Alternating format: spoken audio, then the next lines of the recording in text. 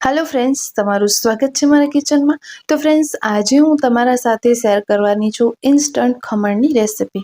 તો બસ બેસન લો, પાણી ઉમેરો અને સ્ટીમ કરો, તમારા ખમણ તૈયાર। જી હા ફ્રેન્ડ્સ, તો આજે હું વાત કરી રહી છું તલોદના ઇન્સ્ટન્ટ ખમણની। તો ફ્રેન્ડ્સ, આ એક રિક્વેસ્ટેડ વિડીયો છે। તો મારા સબસ્ક્રાઇબરોએ મને કમેન્ટ કર્યું હતું કે બેન, તમારા જેવા ખમણ અમારા પાસે નથી બનતા, તો પ્લીઝ વિગતવાર તેનો વિડીયો અમારા સાથે શેર કરો। અને મેં પણ કહ્યું હતું કે ઠીક છે, હું તમારા સાથે જરૂરથી અને જલ્દીથી આ વિડીયો શેર કરીશ। તો ફ્રેન્ડ્સ, આજે હું બનાવી રહી છું તલોદનું જે ઇન્સ્ટન્ટ ખમણનું પેકેટ આવે ને તેના ખમણ। તો અહીં મેં તલોદનું ખમણનું પેકેટ લઈ લીધું છે, જે લગભગ 500 ગ્રામ જેટલું છે। તો તેને આપણે ઓપન કરી લેશું અને અંદર જે સોડાની પડીકી આવે છે તેને પણ આપણે બહાર કાઢી લેશું। તો ફ્રેન્ડ્સ, આજે હું બધી જ વિગત તમારા સાથે શેર કરીશ। જે લોકોને પ્રોબ્લેમ આવતા હોય ખમણ બનાવવામાં, તો એ બિલકુલ નહીં આવે અને ઇન્સ્ટન્ટલી તમે જલ્દી બનાવી લેશો ને એકદમ સરસ જાળીદાર બનશે, એની મારી ગેરંટી। તો ફ્રેન્ડ્સ, અહીં આપણે એક બાઉલ લઈ લેશું। બાઉલમાં આપણે લઈ લેવાનો છે લોટ, ખમણનો લોટ લઈ લેશું આપણે। તો અહીં ફ્રેન્ડ્સ, આ 500 ગ્રામનું પેકેટ છે, તો એનામાંથી હું આજે અડધા જ બનાવવાની છું। જો તમે લોકો ઘરમાં મેમ્બર વધારે હોય તો આખું પેકેટ પણ તમે અહીં બનાવી શકો છો। તો શું કરવાનું છે, જો વધારે બનાવો તો આખું પેકેટ આપણે પલાળી મૂકવાનું છે પાણીમાં। તો અહીં મેં 250 ગ્રામનો મારો આ કપ છે, એનાથી થોડું ઉપર મેં લોટ લીધું છે અને એનામાં આપણે એ જ કપથી હાફ કપ જેટલું પાણી ઉમેરી દીધું છે। હવે તમે આખું પેકેટ બનાવવાના હો તો પછી એ પ્રમાણે પાણી ઉમેરજો। બેટર હું કેવું રાખું છું એ પ્રમાણે તમને બેટર રેડી કરી લેવાનું છે, જેથી તમારી ખમણની રેસિપી જે છે ને ફ્રેન્ડ્સ, એકદમ પરફેક્ટ એવી બનશે। તો અહીં આપણે લગભગ પોણા કપ જેટલો પાણી યુઝમાં લીધો છે, પા કપ જેટલો પાણી બચી ગયો છે, એ આપણે આગળ યુઝ કરીશું। જો જરૂરત પડશે તો આપણે પાણી ઉમેરીશું। હવે શું કરવાનું છે કે વિસ્કરની મદદથી બધા જ ગાંઠા ગાળી લેવાના છે અને 15 મિનિટ, જી હા 15 મિનિટ આપણે તેને સાઈડમાં મૂકીશું। શું કરવા એ હું તમને આગળ વિડીયોમાં જણાવતી જઈશ। હવે ફ્રેન્ડ્સ, આપણે અહીં કેક ટીન લઈ લીધું છે, એનામાં હું શીંગનું તેલ ઉમેરી દઈશ। થોડું જ, આપણે 1 ચમચી જેટલું તેલ ઉમેરવાનું છે અને તેને આપણે હાથની મદદથી અથવા પીછીની મદદથી આ રીતે મોલ્ડમાં લગાડી દેવાનું છે બધી જ સાઈડ, જેથી કરીને આપણા જે ખમણ છે એ અનમોલ્ડ આસાનીથી થઈ જાય એટલા માટે। તો આ આપણે તૈયારી પહેલેથી જ કરવાની છે અને તેને પણ આપણે સાઈડમાં મૂકી દઈશું। અને હવે આપણે એક અલગથી બીજો બાઉલ લઈ લઈશું નાનું, તેનામાં આપણે જે સોડાની પડીકી સાથે આવી છે તે આપણે કટ કરી અને તેનામાં સોડા ઉમેરીશું। તો અહીં આપણે તેને કટ કરી લેવાની છે। હવે ફ્રેન્ડ્સ, આજે મેં અડધું પેકેટ બનાવ્યું છે, તો આપણે અહીં અડધી જ સોડા ઉમેરવાની છે। ધ્યાન રાખજો કે બધી આપણે અહીં નથી ઉમેરવાની, આ આપણે બીજી વખત યુઝ કરીશું જ્યારે બનાવશું ત્યારે। તો અડધું પેકેટ હોય તો આપણે આ રીતે મેજરમેન્ટ લેવાના છે।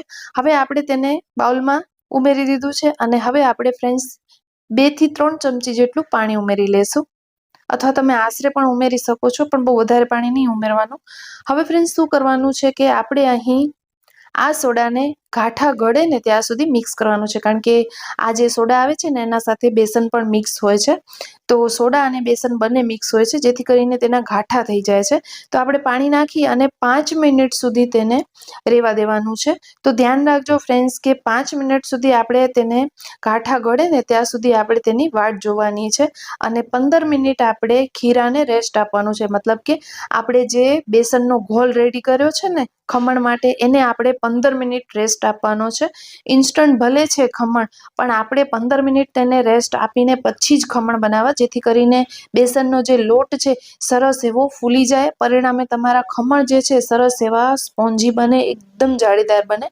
હવે 15 મિનિટ આપણે લોટ પલાળ્યાને થઈ છે અને 5 મિનિટ આપણે સોડા પલાળીને તેને થઈ છે, તો લગભગ આપણી 20 મિનિટ જેટલી થઈ ગઈ છે। હવે 20 મિનિટ બાદ ફ્રેન્ડ્સ, આપણે અહીં આ બધું જ મિશ્રણ જે છે એ મિક્સ કરી લીધું છે। વાટકીમાં થોડું પાણી નાખી અને એ પાણી પણ મેં અહીં ઉમેરી દીધું છે। તો આપણે જે પાણીથી લોટ પલાળ્યો હતો એટલું જ પાણી આપણે યુઝમાં લીધું છે, બીજું એક્સ્ટ્રા પાણી આપણે નથી ઉમેર્યું। અને ફ્રેન્ડ્સ, અહીં તમે જોઈ રહ્યા છો કે સોડાના લીધે લોટ જે છે એ પોતાની સાઇઝથી ડબલ થઈ ગયો છે। તો તમે અહીં જોઈ રહ્યા છો કે એકદમથી તેનામાં જાડી મતલબ કે બબલ્સ થઈ રહ્યા છે, તો એ જે બબલ્સ છે ને એનાથી જાળીદાર ઢોકળા બનશે, મતલબ કે જાળીદાર આપણા ખમણ બનશે. તો એક જ ડાયરેક્શનમાં આપણે તેને ફેટવાનું છે, અલગ અલગ ડાયરેક્શનમાં નથી ફેટવાનું. આવું કરશો તો તમારી જારી જે છે એ બેસી જશે. હવે આપણે સોડા ઉમેર્યા બાદ ફટાફટ તેને ફેટી અને તરત જ આપણે કેક મોલ્ડમાં આ ઉમેરી દઈશું અથવા તો થાળીમાં ઉમેરી દઈશું. તમે જેનામાં બી ઢોકળા બનાવતા હો એનામાં આપણે ઉમેરી દેવાનું છે આ બેટર. બહુ વાર નથી કાઢવાની ફ્રેન્ડ્સ. જો તમે સોડા ઉમેર્યા બાદ બહુ વાર કાઢશો, 10 મિનિટ કે 15 મિનિટ કાઢી નાખશો, તો તમારા આ જે ખમણ છે એ પરફેક્ટ એવા નહીં બને. તો આજે હું બધી વિગત તમારા સાથે શેર કરવાની છું નાની નાની, જેથી તમારું આ જે ખમણનો વિડીયો છે, મતલબ કે ખમણની તમારી રેસીપી છે એ બિલકુલ ખરાબ ન થાય.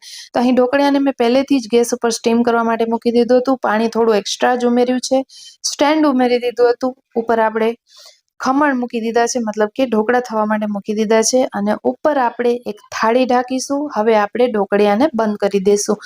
હવે 20 મિનિટ સુધી આપણે તેને સ્ટીમ કરવાના છે. ધ્યાન એ રાખવાનું છે કે વચ્ચે આપણે ઢાંકણ બિલકુલ ખોલવાનું નથી. અને ફ્લેમ કેવી રાખવાની છે એ પણ તમને જણાવી દઉં. તો તમે મીડિયમ ફ્લેમ રાખી શકો છો, હાઈ ફ્લેમ કરવી હોય તો પણ તમે કરી શકો છો. પાણી થોડું વધારે ઉમેરજો જેથી કરીને ખમણ જે છે એ નીચેથી દાજે નહીં. હવે આપણે એક ખમણનું વઘાર રેડી કરીશું. અને ફ્રેન્ડ્સ, આગળ મેં ઢોકળા ઉપર ડીશ મૂકી છે, ડીશ આપણે શું કામ મૂકીને આગળ હું તમને વિડીયોમાં જણાવીશ. તો ફ્રેન્ડ્સ, અહીં આપણે ઢોકળા માટે પાણી બનાવી લેવાનું છે, મીઠું પાણી. તો જેના માટે મેં તેલ લીધું છે, સિંગનું તેલ લીધું છે. તેલ તપે એટલે રાઈ જીરું ઉમેરી દીધું છે, સાથે સાથે હિંગ ઉમેરી છે, થોડા લીમડાના પાન લીધા છે, અને આપણે લીલા મરચાં લીધા છે. તીખા લેવા હોય તો પણ ચાલે અને મોળા લેવા હોય તો પણ ચાલે. તમે મરચાં ઢોકળા સાથે કેવા પસંદ કરો છો એના ઉપર ડિપેન્ડ છે. હવે 1 ચમચી જેટલા મેં તલ લઈ લીધા છે. તો તલ આપણે થોડા પાછળથી ઉમેરવાના, નહીંતર એ બળી જશે, તેનો કલર આખો ચેન્જ થઈ જશે. એટલા માટે થોડું વઘાર સાતળાઈ જાય ને પછી આપણે તલ ઉમેરવાના. હવે આ વઘાર જેટલું આપણે મીઠું ઉમેરી દેવાનું છે, અને આ વઘારને આપણે ધીમા તાપ ઉપર થોડી વાર સાતળીશું. ત્યાર પછી આપણે પાણી ઉમેરીશું. તો અત્યારે થોડું જ પાણી ઉમેર્યું છે. વઘારને આપણે થોડું મિક્સ કરી લઈશું, પછીથી આપણે પાણી બીજું ઉમેરીશું. તો લગભગ પોણા ગ્લાસ જેટલો અથવા તો 1 ગ્લાસ જેટલું પાણી આપણે અહીં ઉમેરી દેવાનું, કારણ કે આટલું પાણી તો ખમણમાં જોઈશે જ. એટલે પાણી થોડું વધારે હશે તો ખમણ એકદમ સરસ એવા સોફ્ટ થશે અને ક્વોન્ટિટી થોડી વધારે થશે. હવે ફ્રેન્ડ્સ, અહીં આપણે ખાંડ લેવાની છે. તો 3 ચમચી જેટલી મેં ખાંડ લીધી છે. તમે બહુ વધારે ખમણ મીઠા પસંદ કરતા હો તો તમને થોડી 4 ચમચી જેટલી વધારે ખાંડ લેવાની. હવે ફ્રેન્ડ્સ, ખાંડને આપણે ઓગાળવાની છે. તો અહીં તમે જોઈ રહ્યા છો કે આ પાણી ઉકળી ગયું છે, ખાંડ આપણી ઓગળી ગઈ છે. તો ગેસની ફ્લેમ મેં બંધ કરી દીધી છે, અને આ વઘારને ટોટલી ઠંડુ કરવાનું. હવે ફ્રેન્ડ્સ, આપણે 20 મિનિટ બાદ આ ઢોકળિયાને ખોલી રહ્યા છીએ, અને તમે અહીં જોઈ રહ્યા છો કે વરાળનું પાણી બધું જ આ ડીશમાં રહી ગયું છે. અને આગળ પણ હું તમને જણાવીશ કે શું રીઝન માટે આપણે ડીશ મૂકવાની. તો ઘણા લોકો વચ્ચે વચ્ચે ઢોકળીઓ ખોલી લેતા હોય છે, એટલે તેમના ઢોકળા બનતા નથી, જાળી બધી બેસી જાય છે. તો એ પણ નથી કરવાનું. તો ફ્રેન્ડ્સ, અહીં તમે જોઈ રહ્યા છો કે એકદમ જાળીદાર અને આપમેળે ટીનથી અલગ થઈ ગયા છે ઢોકળા. એટલા સરસ પરફેક્ટ એવા બનીને રેડી થયા છે. ચાકુ આપણે ઉમેરીએ તો ક્લિયર આવે છે, એનો મતલબ એ કે અંદરથી બિલકુલ કાચા નથી. 20 મિનિટ આપણે તેને સ્ટીમ કર્યા છે. હવે થોડા આપણે તેને ઠંડા કરી લીધા છે, અને હવે ફ્રેન્ડ્સ, આપણે તેને અનમોલ્ડ કરી લઈશું. આપણે તેને ડીશમાં એડ કરી દઈશું. તમે અહીં જોઈ રહ્યા છો કે એકદમ સરસ એવા જાળીદાર આપણા ખમણ બનીને રેડી થઈ ગયા છે. હવે ફ્રેન્ડ્સ, તમને પ્રોબ્લેમ ક્યાં આવતી હશે ખબર છે?